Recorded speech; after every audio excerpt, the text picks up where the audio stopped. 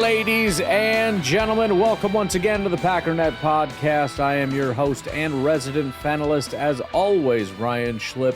Check us out online, packernet.com. Find me on Twitter, pack_data. Well, I had said that pretty much no matter what, I think that there's going to be negative fans being negative either way.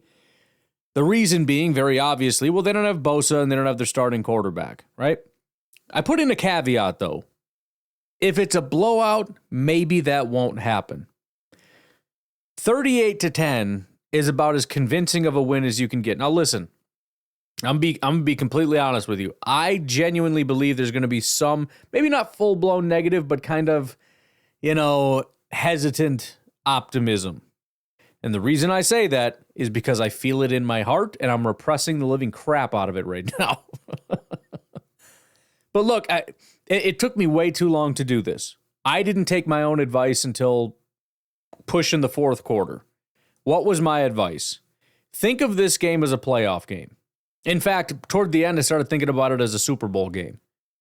Because if you think about every game as a Super Bowl, guess what? You don't give a living crap how ugly the game is. Nobody cares. The excitement of winning is so overwhelming. The only thing that matters is please find a way to win. And that needs to be more the mentality of, the game that you're watching as a fan.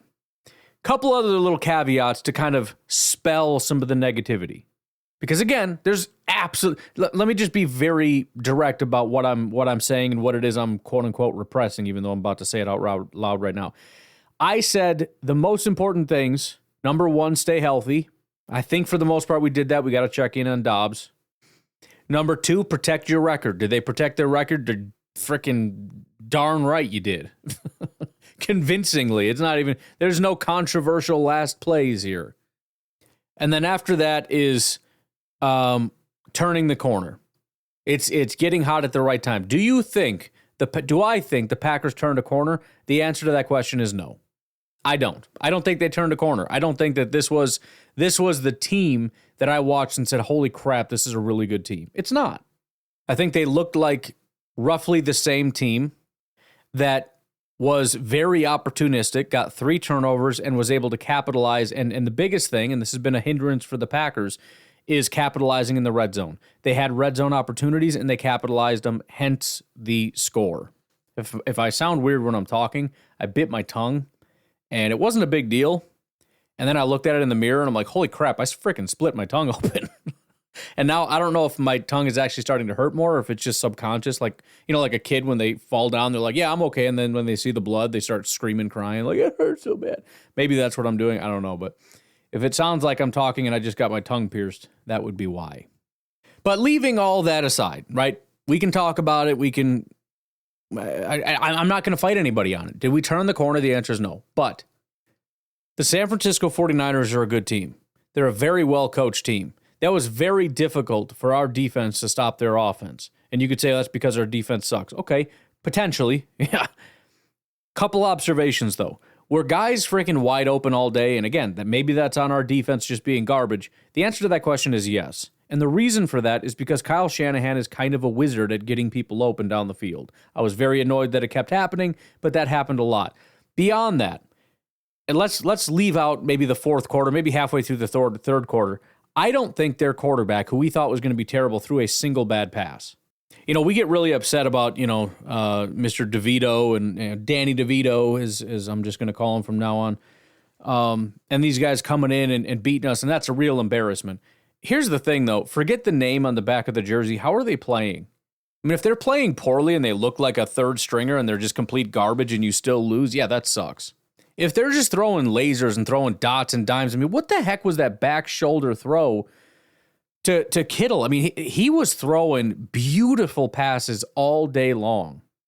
I mean, the bottom line is we're just getting screwed on this. And by screwed, I mean, we're supposed to be getting gimmies, and then we get screwed on it. I think not having Bosa was a massive benefit in this game, considering our rushing ability.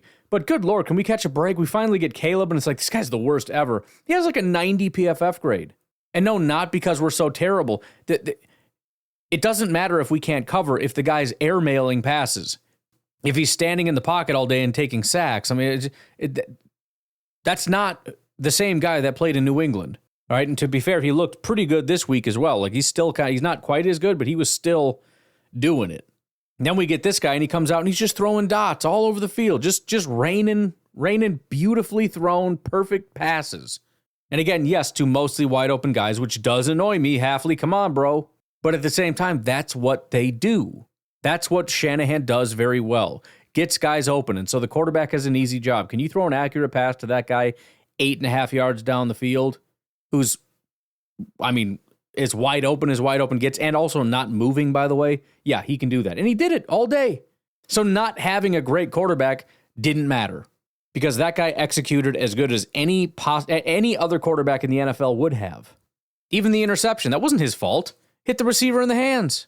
I said that to Cullen. I was like, he hasn't thrown a single bad pass, and he kept pointing out all these incompletions. It's like, well, that was a throwaway. There's nothing wrong with that. Nobody was open. Well, that was an interception because it went through the receiver's hands. Well, that's an incompletion because the receiver slipped and didn't get his head around. Like, the guy just didn't have a bad day at all. I think toward the end, he started to feel the pressure a little bit, and the defense had a little bit of blood in the water going on. But bottom line, I just want to sort of dispel this idea that, you know, we got lucky because of that situation. And again, beyond that, those things happen all the time. Injuries happen constantly. Winning 38-10 is not a thing that just happens. Not having Bosa, and I mean, again, I don't even want to talk about the quarterback because it's irrelevant, but not having Bosa does not translate to a 38-10 win. I mean, at the end of the day, as frustrating as it felt against the defense, the offense was operating, I mean, the 49ers offense was operating at a pretty high level and somehow only scored 10 points. I don't know how that happened. Felt like they were cutting right through us all day long. In fact, I kept yelling at the announcers because they're like, oh yeah, that run game just hasn't been there all day. Bro, have you been missing when they were gashing us for like 8 yards every time they ran the freaking ball? What are you talking about? There's been no run game all day, you dummy. But yet, again, you look up at the scoreboard and you go, holy crap, 38-10. And again, you could look at it negatively and go, well, look at the 49ers. They didn't play a clean game. There was penalties and all this stuff. Yeah, guess what? I don't care. You know why? Because the entire game here is to not be the more mistake-prone team, to be the more, the heck is the word I'm looking for? Disciplined team. Guess what? Packers were the disciplined team in this game. A couple penalties, whatever. Some really stupid ones. I don't know how you have Kingsley and Lucas Van Ness line up offsides. You freaking moron. Look where the ball is and don't put your hand past it. God! The dumbest penalty on planet Earth. But anyways, aside from some of the ticky-tack nonsense, we were the more disciplined team. We were the ones that, you know, again, it's not even about making the most plays. It's about making the most important plays. It's fantastic that you're doing great on first down, but we're doing great on third down. Guess which one's going to benefit teams more? Third down is more important. Unless you're converting first downs, or, you know, unless you're getting first downs on every first down, third down is more important. Being able to get across the 50 is not as important as being able to execute in the red zone. Guess where the Packers are most efficient? In the red zone. So showing up when it counts, where it matters, that's the biggest thing.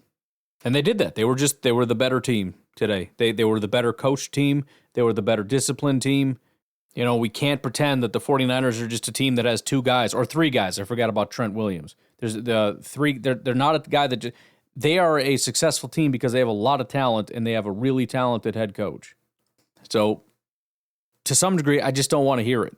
That's a good football team. And again, this is a playoff game. The Vikings won again. The Lions won again. All right? It's a freaking absolute death match between the three of us and a couple other playoff teams. And we're keeping pace with everybody. You know why? Because we're better than all these other damn teams that don't have 8 wins. How about that? You know why we beat the 49ers? Because we're better than the 49ers. That's why. I know record doesn't mean everything. But I'm sorry, you cannot oops your way to 8-3. That's not the case. And I'll tell you what, as much as you get frustrated with Matt LaFleur because it's like, why can't this team get prepared? The other question on the other side of that coin is, how can you make so many mistakes and still find ways to win? That's a really good coaching staff. to be able to do the right things and manage this game just the right way, to play chess on the field just the right way, to make sure that one way or another, despite all the mistakes, despite all the picks, despite all the drops, despite all the penalties, you still come away with a W. This is a seasoned football team that knows how to do the most important thing, and that's win. And that means something. Talked about it 1,000 times. Look at all these other talented I'm sorry, the Bears look good the last 2 weeks. Guess what? They're 0-2 in games where they look good. You know why? Because they're not a good football team. Talked about the Jets 1,000 times. There's talent through the roof on that freaking team. You know why they don't have any wins? Because they're not a good organization. They're a dysfunctional organization. That's why. That's why the Chiefs continue to win despite all the mistakes. They almost lost to the freaking Panthers. They're garbage. But you know what? Everybody knew they were going to win because that's what they do. They almost lose almost every game they play. And you can call them trash for that. How do you almost lose all your games? Go ahead and call them trash. But guess what they do? They win. At the end of the day, they win. They could be down 14 points by halftime. But if it's a playoff game against Baltimore, guess what I'm doing? I'm putting money down on the Chiefs to come back and win that game. And you know what? I'm probably going to win more than 50% of the time.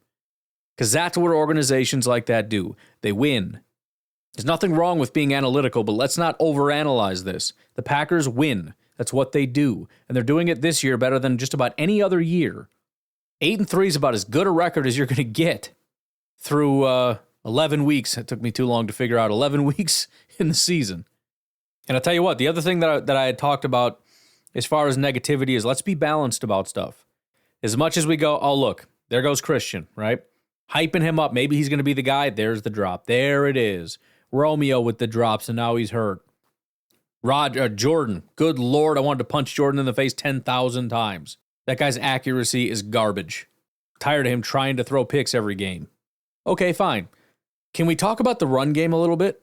And I'm not just talking about Josh Jacobs, by the way, because guess who deserves a lot of credit? That offensive line does. Yes, Josh Jacobs did a lot of work on a lot of plays, but I tell you what, he had some lanes to run through for once. That run game, you know, we've been through this a bunch of times. That was part of the problem in the Chicago game, is they ran really well in the first drive. Second drive, it got shut down. There was nowhere to go. Josh Jacobs he's a magician, but he ain't a wizard. I don't know how the lore goes with that, but just go with it, okay? He can't make everything happen. In this game, they were able to impose their will for 4 quarters, and that freaking means something. So guess what else we did in this game? We out-physicaled them. By the end of the game, we kept grinding, and they couldn't run the ball anymore. When was the last time you remember the Packers being the more physical team against the 49ers? And no, it's not just Bosa that's the physical guy. The entire team, the linebackers, the safeties, the rest of the defensive line, the corners, everybody is more physical than the Packers. Not in this game. We ran right through their frickin' face.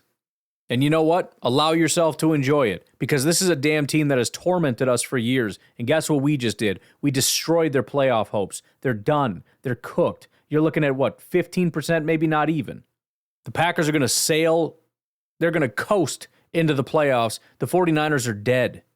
They're going to spend the rest of the season looking at draft picks and arguing about whether they should fire Kyle Shanahan, which they better not, because I don't want the Bears hiring him. Last thing I need is to face the 49ers twice a year. But that's what we did. Just like we broke Dallas, guess what we just did? We just broke the frickin' 49ers. Be happy about that. That's freaking awesome. 28 points we beat them by. Decisive. There's not a single quarter that they beat us. We were 10-0 in the first quarter, 7-7 in the second, 7-3 in the third, and 14-0 in the fourth quarter. We destroyed them in time of possession, 36, almost 37 minutes to 23. We ran 67 plays to their 47, 325 yards to their 241. We got an opportunity to go up against Miami, who had a real good game, but we got an opportunity to go up against a struggling Miami team and go to 9-3 in just a matter of days here. This Thursday, we have an abbreviated period of time to laugh at the Bears this week, because we gotta get flipped around and start focusing on Miami. Final point for those that aren't convinced. Without Trent, without Bosa, without Brock, what did Vegas think would happen? They put the line at 6.5. Did we exceed expectations? They didn't put it at 15. They didn't put it at 20. You know why? Because that's not what you would expect to happen even with those pieces out. They wildly exceeded expectations and beat the living crap out of this team. Screw the 49ers. How about that? It feels so good that we get to be the team. If they win that game, they are above 50, depending on what math you're looking at. They're right around 50% to be in the playoffs. They're right in the hunt. If they lose this game, they're basically out. 49ers fans right now are slumped in their chairs saying it's done. It's over. That was it. That was our chance, and look what we did. 10 points to 38. Our freaking defense, missing only Bosa, allowed 38 points. By the way, take a wild guess how many times this year they've given up 38 points. You think it's roughly 0? The most they've given up is 28 to the Kansas City Chiefs. They haven't even given up 30, and we should have had 41 because we absolutely should have kicked that field goal, but I guess Matt LaFleur decided not to pile on or whatever, although going for it maybe is considered more piling on. I have no idea, but I think the Packers easily had 40 points in their hands. No other team has even gotten to 30. But if you think Bosa makes a 10-point swing, okay. And by the way, that was Kansas City Chiefs who won by 10 because it was 18-28. That was another thing that was being talked about a lot with these 49ers is the fact that, again, remember, one of the highest ranked teams, DVOA, whatever, and a lot of people coming into this saying, despite, there's two sides of it. On one hand, something's not going right, something's not clicking, something doesn't feel right. On the other hand, this is a powerhouse team. This is a top 5 football team. And when they lose, they don't lose by much. 13-17 loss. 17-23 loss. 24-27 loss. 23-24 loss. 18-28 is the 10 points. That was their only big loss. And then 17-3. Everything's within like 3 points. These are all very close games. This team does not get blown out. The only somewhat embarrassing game, again, was 18-28. It was a 10-point loss. They lost by 28 points to the Packers. So when I say this was the death blow, I mean that from every possible perspective. Not only are their playoffs hopes basically dashed, but they were embarrassed today. The Packers embarrassed them. The only thing that could have made it better is if it was in the late slot so the entire world could have watched it happen. Let's take a break. We'll be right back. Welcome back. Kind of intermittent breaking news here. Giants are firing both head coach Brian Daboll and GM Joe Schoen, so that's freaking hilarious. Daboll was praised as, coach of the year type of guy, like greatest thing in the world, and 2 minutes later, dude's fired. Doesn't mean he's bad, I guess, but life comes at you fast, I guess, is the moral of the story. It's funny. I like to transition after the breaks and whatnot, but Keyshawn Nixon brought up a really good point. Basically, in terms of all the injuries and whatnot, he said, "So what? We had 3 games where we didn't have a quarterback and we won all 3. So what are you crying about? It's the NFL. Man up." It's more or less what he said, and he's right. Look, we had a situation where we needed to win. It's what good teams do. We needed to win with a quarterback. Well, your quarterback came in and played well. Yeah, I know, and so did theirs. So what's the point? So what's your point? Again, I know it got dicey at the end, but show me the first half. Show me the first 3 quarters where the guy threw a single bad pass. You got Christian McCaffrey. How did that go? You got Kittle back. How did that go? You still have, Kyle Juszczyk, right? You still got Juwan Jennings. You still got Deebo Samuel, right? How did it go? Well, according to the preliminary grades here, Kittle graded out really well. But Juwan Jennings, who right now, let me just take a look. As I said, Juwan Jennings having a real good year, 85 PFF grade. He had basically his second worst game of the year against Green Bay. That's freaking weird. I wonder why that happened. Deebo Samuel. Let's take a look at Mr. Deebo. He, I believe, let's see, they're giving him preliminary grades of a 45. That's by far his worst grade of the year. That's weird, isn't it? Why? So what you're saying is it's not that everybody else was fine, but we missed some key players. You're saying the remaining key players didn't play well against the Packers? Why is that? Just a coincidence? Or maybe Deebo faced a little bit of resistance today that he's not necessarily used to. They just took the grades away. They just shut the grades down, the preliminary ones. They must be putting together the real ones now. Anyways, as far as I can tell, they didn't perform well against the Packers defense. What's up with that? That's weird. Again, I'm not talking about the guys that weren't here. I'm talking about the guys that were here, and we're going against this terrible Packers defense. I'm just confused. What happened? A couple other little notes that I plucked off of social media here. This via Zach Cruz. Packers safety Xavier McKinney became the 18th player in team history with at least 7 interceptions in a season. Charles Woodson did it 4 different times, which is pretty crazy. Bobby Dillon did it 5 times, so there you go. Next Gen Stats put up a little Josh Jacobs nugget. Josh Jacobs rushed 26 times for 106 yards and 3 touchdowns in Week 12 against the 49ers, recording the most missed tackles forced, 15, by any ball carrier this season. Jacobs has now forced 67 missed tackles this season, tied for second most in the NFL entering Sunday Night Football.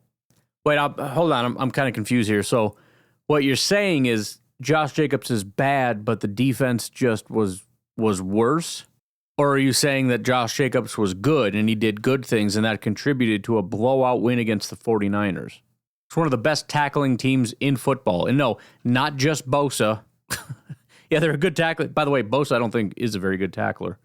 Like most people, I think the tackling grades end up being a little bit lower for a lot of these guys. I could be wrong. It doesn't matter. Point stands, they're not one of the best tackling teams because Bosa does all the tackling and he doesn't miss the tackles. Josh Jacobs went up against a top defense, not just because of Bosa, largely, but not entirely. A top tackling defense, according to the announcers. I don't know, maybe they're full of crap, but they said it. And he forced 15 missed tackles. And I don't know if you watched the game, but I watched the game. These were not just like guys just making terrible tackle attempts. Like, oh, you just missed and got like a hand on him. No, these are like squared up tackles that he spun out of. This is 3 guys grabbing onto him and he's fighting and churning for that extra yard or 2 or 3. This is a big, strong man. And as I said, this is why we like him. We did not have a lot of broken missed tackles with guys like that we've had in the past, like Aaron Jones. Great running back. Not a tackle breaking guy. Josh Jacobs is a tackle breaking guy. This dude makes people miss. He's super shifty, super agile, and he's really deceptively strong. He's a lot like Tucker Kraft. I don't know what Tucker Kraft is made out of. I'm pretty sure his bones are made of titanium because I'm pretty sure that guy weighs 500 pounds. I watched him dive midair, and I thought, well, he's about to get lit up, and it was like you threw a truck through the air. It just knocked everybody else out of the way. People that ran into him just bounced off of him. Like, I don't know how this guy is so strong. But thank you to Next Gen Stats for that little nugget, powered by AWS Cloud. Speaking of, here's a little nugget provided by Ryan Woods. Josh Jacobs on Packers improving red zone efficiency. Quote, I just told them to give me the ball. Later asked Jacobs if you really discussed his red zone usage with Matt LaFleur and how that conversation goes. Quote, not necessarily said it, but I was like, man, trust me, allow me to figure it out because I always like us when we're down there. I always like myself. I like us when we're down there. Actually, I like me when we're down there. I always like betting on myself in that situation, especially when it's a yard or 2. I'm like, man, I can hit the backfield and figure it out. He just believed in me today, and it's something we joke about all the time for real. Now, I know that there's going to be a lot of takes of, see, we just wanted to run. We always said run the ball more, and we finally did it, and it finally worked. This was an exceptional experience, right? The offensive line did a better job. Josh Jacobs did a better job than usual. I do think we should probably trust him more in certain situations, especially since I'll be honest, I trust Josh Jacobs a heck of a lot more than Jordan Love right now. But yeah, it's going to be a week-to-week situation. But this was a Josh Jacobs game, and they leaned on it, and it was beautiful. Another funny Keyshawn note. It's funny because we've been kind of picking on Keyshawn a little bit, and he kind of did it himself. Keyshawn Nixon on the forced fumble on Christian McCaffrey said, I ain't made a play since like week 4. I've been itching. Finally. Damn, he says. So we're right there with you, Keyshawn. We've been kind of frustrated with the lack of play, and you showed up today. By the way, this is a hilarious game.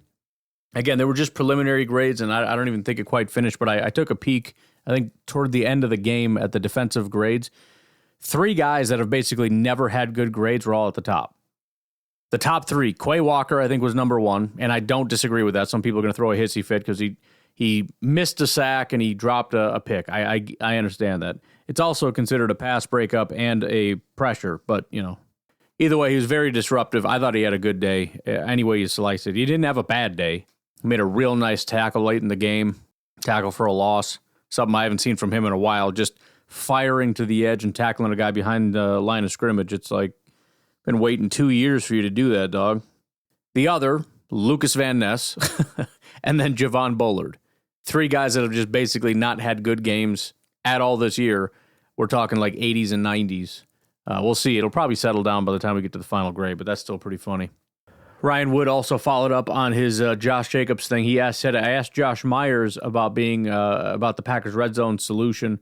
He said, quote, "I think a statement was probably made. Didn't even really mean to make it. Just kind of happened that way. But I'm sure moving forward, I'm sure that will be a thought in everybody's mind to go to that." So, again, there has certainly been a shift with the focus of a lot of, Josh Jacobs and the offensive line, and all these guys are looking at it going, I think we figured something out here.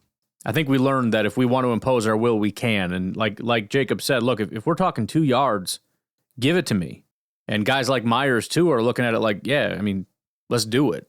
I mean, it's a statement to the league. It's a statement to themselves. It's really a statement to the coaches, though, too. Like, hey, we got this, man. We can do this. You can put it in our hands.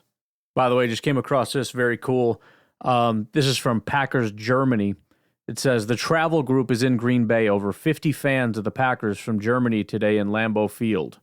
And then they got pictures of like 50 Packers fans standing outside of Lambeau Field holding up 3 German flags, 2 of them saying Packers on them. So very, very cool. I love when fans do that. Some serious diehard fans coming from all over the world.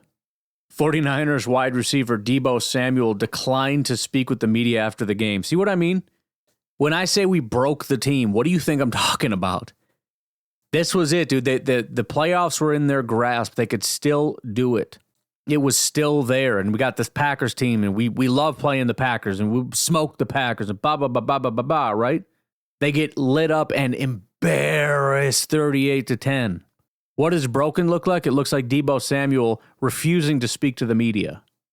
Josh Myers also with another quote that I think is right in line with what we're talking about here. Josh Myers doesn't care. This is from Ryan Wood again. Josh Myers doesn't care who is inactive for the 49ers. This win against that team felt good. Quote, "It's really satisfying. The truth of it is they've knocked us out of the playoffs a lot, and it's frustrating as hell. So to win that game feels great."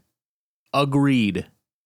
Ryan Wood apparently asking the whole team. Elton Jenkins says 49ers being shorthanded doesn't take the shine off this blowout win. Quote, "It feels good. Whoever's out there, they got to come out there and do their job. I don't care who it is. It definitely feels good." And you know why they're saying this? Because this is what they're told every week when somebody's down. This is what happens when Jordan Love is out. They tell you, there's no damn excuses. It's the NFL. You have to step up. You have to win. And for a team that actually did step up and did win, you think they're going to give them the benefit of the doubt? Oh, well, bull crap. It's the NFL, and they know that, and they back it up. Every week, this happens to almost every team. Well, Jair's out. Oh, Jordan's out.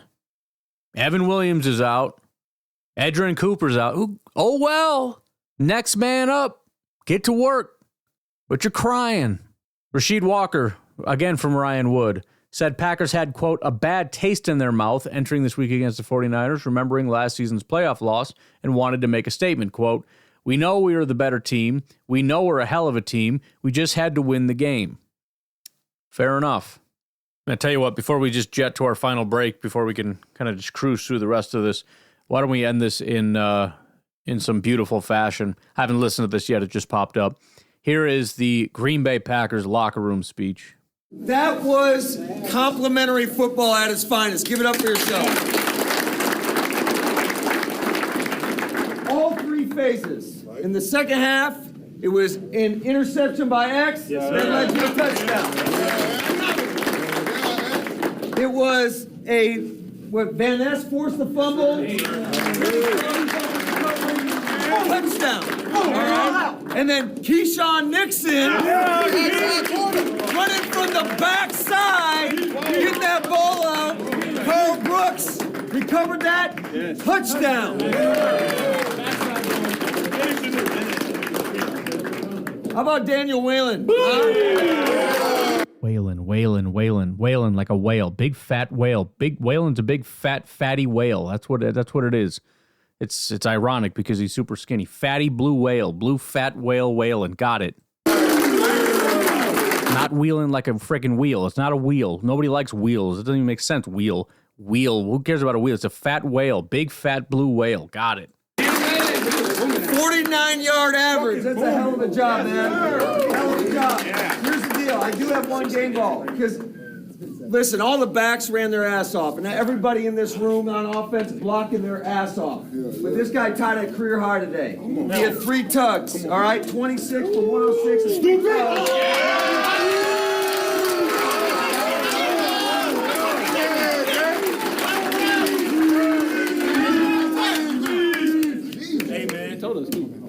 I ain't gonna lie to y'all boys, bro. It's been an honor, bro. Like, coming here and winning, grinding with y'all boys day in and day out, trying to set that standards, set that culture.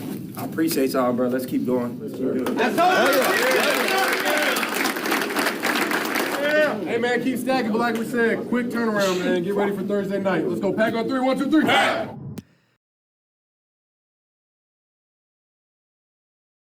It's a good point, too, if you think about it. You know, again, as we sit here and, I mean, I don't know what you guys are doing over there, but I'm just envisioning that this is a scenario. Because, again, there are negatives, and you can focus on it if you want, but think about this. Keyshawn, he came from the same team, so he understands it, too. Josh Jacobs came from the Raiders. You think he's coming here going, I'm on another crappy team, but whatever. He's saying, dude, it's an honor to be on a team that has this kind of a culture that wins football games. It's kind of cool. It's a completely different thing for all the guys like Keyshawn and like Xavier McKinney and like Josh Jacobs to be with bad teams and bad cultures. Imagine being Xavier McKinney right now and watching the Giants and seeing Daniel Jones. I'm sure he talked to him. Daniel Jones being kicked off the team. No idea why. Just screw that guy. Okay, fair enough. We don't want to pay him next year. If he gets hurt, we're screwed. So I guess just cut him because we had a weird contract, apparently. I don't know. And then within a week, within 3 days or something, the head coach, unless it was a fake tweet, but I'm just going to ride with it, the head coach and the GM are fired. I didn't check the veracity of that, but whatever. Veracity? Is that? I don't think that's the right word. It is the right word. Okay, I know what the heck I'm talking about. But Xavier McKinney is on a team right now where he is tied for the lead in interceptions. He's having one of his best years ever, and this is a guy who has been one of the top safeties for a long time. I believe he was number 1 2 years ago, I think, or last year. I don't know. Jacobs was number 1 2 years ago. How did we get these guys in free agency? This is listen. It's almost like unfair. Like, okay, well, you can't really take credit for that because any idiot could have picked these 2 guys up off of free agency. That's obviously a great decision. I understand. But the Packers are the only ones that did. And by the way, why did the Raiders and Giants let them go? Because they're stupid? Yeah, I mean, I guess. What are we doing? Maybe that's your job. It's not to be great. It's just to beat up all these idiot teams. Just be good enough to not suck like everybody else. It's kind of like the playoffs is just like an exclusive club for all the not idiot teams. I think that's all it is. We're weeding out all the teams run by morons who have owners that meddle entirely too much and make stupid decisions and hire stupid people and then interrupt stupid people making stupid decisions so they can make even dumber decisions. So just don't be them. And then you go to the playoffs and the real NFL teams can play against each other. Guess where the Packers land? But no, again, I mean, think about that. You got players on this team who are, I mean, they are currently in the playoffs, very unlikely to not make it into the playoffs, coasting through this season, dominating, beating everybody in their path. A team that actually has a culture that is together, that has a coach that knows how to coach, a GM that knows how to GM, and just everything all the way trickling all the way through that. They don't. The bottom line is they don't have the problems that these other dysfunctional teams have. It's just a well-run organization. That's it. It's just like a well-run business. I mean, people just know what to do. They know what needs to be delegated to who and to how, and everybody just does their job. You show up to work, you do your job, and you succeed. And that's how it should be. If you show up and you do your job, you'll be rewarded. And they're finally getting that, and they're getting it with the Packers. They're not coming to Green Bay and going, well, just another crap team. Bro, they're getting the rewards. Elaborating on what I had said about, players coming here and whatnot. Here is, again, Ryan Wood. Josh Jacobs sound awfully happy in his life after misery of perpetual losing with the Raiders. All this winning with Packers is new to him. Here's what he said, quote, "I say it all the time. I came here because I seen them winning. I haven't won a lot in my career, and that was a big thing for me when I'm making a decision. Not only that, but being around these guys and seeing how hungry they are, seeing how much of pros that they are on a day-to-day basis and how much it means to them, it makes me want to play harder. It makes me want to give everything I have." That's the team you root for, folks. Right there. He's not talking about the Chiefs. He's not talking about the frickin' Lions. He's talking about the Green Bay Packers. Anyways, let's run through these stats and get up out of here so I can talk to you fine folks over on Packernet After Dark. We'll run through the rest of the team stats. We already got started with the main ones. 5 touchdowns to 1. Don't know why that volume thing was turned down. Turnovers 3-0. They had 5 fumbles and 2 of them were lost. That's crazy. Plus the 1 interception. Passing wasn't great on either front. What's his nuts only had 58.6% completion rate, 17-29. That was better than Jordan Love, who was 13-23, 56.5%. They had 197 yards passing. We had 156, both at 6.8 yards per attempt. Yards per completion, who gives a crap? Passing touchdowns, Jordan Love 2-1. Interceptions 1-0. Both quarterbacks were sacked twice. 8% for Jordan, 6.5% for Allen. Passer rating, Jordan still managed, thanks to the touchdowns, 106.4. They had 76.4. Rushing, 16 attempts, 44 yards, 2.8 yards per attempt. That's a damn good day because, again, like I said, at the beginning, or at least I don't know when it was maybe the start of the second half or something, right before there, they started just cutting right through us. I mean, passing, running, everything, to end with just 2.8. I know it got real locked up toward the end, but that's pretty wild, man. Packers, on the other hand, 42 carries, 169 yards, 4 yards per carry, 3 rushing touchdowns. On third downs, they were just 3 of 10, 30%. Packers were 6 of 13, 46%. On fourth down, they were 0 for 2, which is fantastic. Packers were 50%. The one that they didn't convert was in who gives a crap time when our starters weren't even on the field. Pass deflections, both teams had 3. 5 forced fumbles. I can't even believe that. I'm trying to remember what the heck they even were. Going over to the box score, we already covered Jordan Love, so let's go down to the rushing. Josh Jacobs carried the ball 26 times. Again, you got to remember, this is something Aaron Jones very, very rarely would ever do. They wouldn't give him the ball 26 times, especially in a game where you didn't really necessarily need it. I mean, we weren't down a bunch of points. It wasn't desperation time. This isn't a playoff game. Aaron Jones likely would have gotten 14, 15 carries in this game. Josh Jacobs had 26 because he's freaking Josh Jacobs. And yeah, he started cramping up and everything else, but I mean, they pushed the guy to his limit, and his limit isn't 15 carries, it's 26.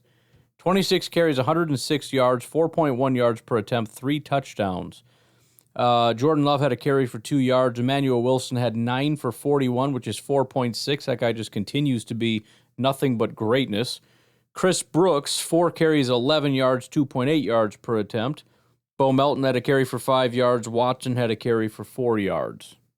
Receiving, Josh Jacobs, 1 target, 0 receptions. It's in fantasy football order again. PFF is weird that way, and I can't resort these. Tucker Kraft, 2 targets, 2 receptions, 26 yards and a touchdown. Malik Heath, 2 targets, 2 receptions, 15 yards and a touchdown. Great touchdown, by the way. Tucker, too. Guy's just a Mack truck. Romeo Doubs, 6 targets, 3 receptions. I believe it was 2 drops, if I'm not mistaken. One of them, though, he got pretty well rocked. So you kind of give him some slack on that. But 54 yards, he was the most targeted by double anybody else. Jaden Reed, 3 targets, 3 receptions, 26 yards. Chris Brooks, 1 target, 1 reception, 15 yards. Dontavian Wicks finally got in the mix. 2 targets, 1 reception, 25 yards. I really wish we had Dontavian just rocking and rolling. Every time he catches a pass, it's something beautiful. He's so big, he's so strong, he's such a good route runner. He can get open, he can get in space, he can get yards after the catch. He's such a freaking difference maker. We just got to get him to wake up a little bit, man. I don't know. I'm holding out hope that he's going to have a good game or two mixed in here somewhere. Maybe he's just waiting for the playoffs to pop off. I don't know. John Fitzpatrick got in the mix. 1 target, 1 reception, 2 yards. Bo Melton, 1 target, 0 receptions. Christian Watson, 3 targets, 0 receptions. Just devastating drop. That whole series was so freaking disappointing. It was the second half. We had another minute. We had like 2 timeouts, plenty of time to get down the field. Christian Watson, wide open, perfect pass. The freaking guy drops it. 0 drops. The only receiver on the entire field, both teams, with 0 drops is Christian Watson. Easiest pass he's had all year, and the guy can't freaking catch it. Just makes me crazy. Then what happens? He targets Bo Melton. Bo Melton's open, but Jordan underthrows him, and it's nearly picked. So we had 2 guys wide open. One was a drop, one was an underthrow, and then he does it again to Christian Watson. Watson had plenty of space. What happens? Underthrow again. 2 bad passes. Why does every pass have to be 40 yards down the field, bro? And actually, you know what? That's a stupid question. There's nothing wrong with that because you had 3 guys open. 1 drop, 2 bad passes was a result. That whole series was like, guys, you're just killing me on this stuff. But yeah, for the guy that I was hoping would be just that dude for the rest of the season, he goes 3 targets, 0 receptions, and 1 carry for 5 yards. That's not the result I was hoping for. Quay Walker led the team in tackles by a pretty wide margin. 7 tackles, 6 of them were solo tackles. He had 2 tackles for a loss and a pass deflection. Quite a day for that guy. After that, oh, you know what? I didn't even see this. Javon Bullard also, 7 tackles, 6 solo tackles. Javon Bullard, again, PFF had the grades or whatever. We'll see what the final ones are, but I don't disagree. For the first time, I felt pretty good about Bullard and Quay. Outside of that, you got a sack for Rashawn Gary and a sack for Lucas Van Ness. Tackles for a loss, 2 for Quay, 1 for Colby Wooden. Forced fumbles, Rashawn Gary, Carrington Valentine, and Lucas Van Ness, each with 1. Interception, Xavier McKinney, ran it back for 48 yards, and then pass deflections, Xavier, 2 pass deflections. How do you get a pick and 2 pass deflections and not have an elite grade? I don't know. Quay Walker with a pass deflection, as I said. Special teams, kick return had 1 for Ballantyne for 21 yards. Jaden Reed had 2 for 20 yards for punt return. I still don't love Jaden Reed as a punt returner. He takes way too long to get north and south. I just feel like, again, from my perspective, what does he do compared to what other people do? I think there's got to be 5 or 6 or 7 guys on this team alone that could have got an extra yard or 2 more than Jaden Reed just catch it and run forward. That's it. I mean, you're not going to be able to get much on these punt returns anyways. If you can make a guy miss, cool. But just start by catching it and running forward and see what happens. Daniel Whalen, big fat blue whale, 4 punts, 195, 48.8 average. Kicked 1 inside the 20 and 59 yards was his longest. Brandon McManus was 100%, 5 for 5 on extra points, and 100% on his field goals. Can't ask for anything better from that guy. Finally, let's just take a look at what they said for their little recap here. Sometimes it's nothing super interesting. With Brandon Allen and Jordan Love struggling to complete passes, whether due to drops, pressure, or poor accuracy, Green Bay running back Josh Jacobs took it upon himself to provide points. He found the end zone 3 times against the San Francisco 49ers, who entered Week 12 decimated by injuries, including star Brock Purdy, blah, blah, blah. The Packers used the 38-10 victory to keep pace. All right, so that's about it. A little bit of a kudos to Josh Jacobs there. Oh, here we go. They have highest graded players. Quay Walker, 91.1. This is for both teams, 91.1. George Kittle had an 89.4, and Lucas Van Ness, 86.8.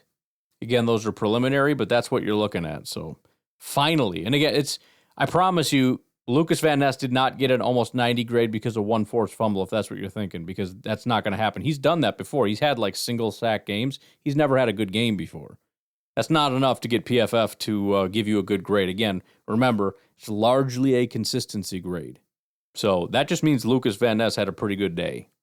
They did say player of the game. Josh Jacobs said, although he wasn't among the 3 highest graded players in the game, Josh Jacobs still set to earn an 80-plus PFF grade for his work on the ground. He forced 11 missed tackles against the 49ers, which would tie for second most by any player in a game this season, pending reviews. Only 24 of Jacobs' 105 yards came before contact. Wow. Think about that. If he went down at first contact every single time he touched it, he would have had how many carries? I don't know how many carries. I think he had like 24 carries for 24 yards, essentially. Crazy. Well, they have an advanced box score now. I haven't seen that before.